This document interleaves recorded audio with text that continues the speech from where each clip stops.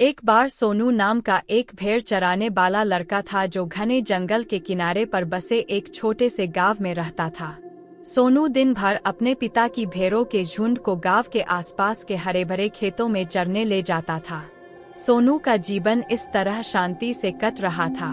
एक दिन जब सोनू भेड़ों को दिन भर चराने के बाद गांव वापस ले जा रहा था, तो उसने देखा दूर से एक भेड़िया उसके भेड़ों को देख रहा है।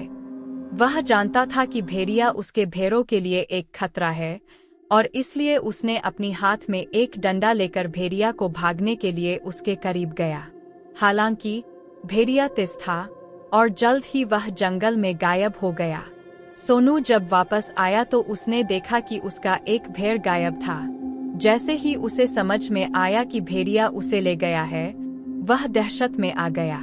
सोनू जानता था कि उसे तेजी से कार्य करना है, और इसलिए वह भेड़िए को खोजने और अपनी भेड़ को बचाने के लिए जंगल की ओर भागा। घंटों की खोज के बाद सोनू ने आखिरकार भेड़िए को खोज निकला, जो भेड़ को अपने जबड़ों में ले जा रहा था। सोनू अपने डंडे से उस भेड़िए को मारने ही वाला था कि उसने भेड़िए के व्यवहार में कुछ अजीब देखा। वह आक्रामक या क्रूर नहीं लग रहा था, बल्कि वह लंगड़ाता हुआ चल रहा था। जैसे ही सोनू पास आया, उसने देखा कि भेड़िया घायल है और केवल खुद की भूख मिटाने की कोशिश कर रहा है। सोनू का दिल नरम हो गया और उसने भेड़िए को नुकसान पहुंचाने के बजाय उसकी मदद करने का फैसला किया।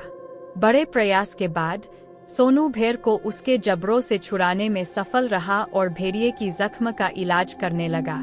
भेड़िए के ठीक हो जाने के बाद सोनू ने उसे वापस जंगल में छोड़ दिया, और उस दिन से वह और भेड़िया अप्रत्याशित दोस्त बन गए। वे अक्सर खेतों में एक साथ रास्ता पार करते थे, और जब भी भेड़ियों के भोजन की जरूरत होती थी, सोनू ले आते थे। साल बीतते गए और सोनू का भेड़ों के झुंड बड़ा होता गया। एक दिन वह भेड़िया एक गांव वाले को दिख गया। उस गांव वाले को अपने बच्चों के लिए उस भेड़िए से खतरा महसूस हुआ, और उसने एक शिकारी को गांव में बुलाया। सोनू को जैसे ही इस बात का पता चला कि एक शिकारी भेड़िए को पकड़ने के लिए आया है, उसने तुरंत गांव वालों को उस भेड़िए के बारे में सारी बात बता दी। सोनू ने कहा कि वह भेड़िया किसी को कोई नुकसान नहीं पहुंचाएगा, क्योंकि वे दोनों सालों से दोस्त हैं। गांव वाले सोनू की बात मान गए और शिकारी को खाली हाथ वापस जाना पड़ा। इस तरह सोनू ने अपने दोस्त की जान बचा ली।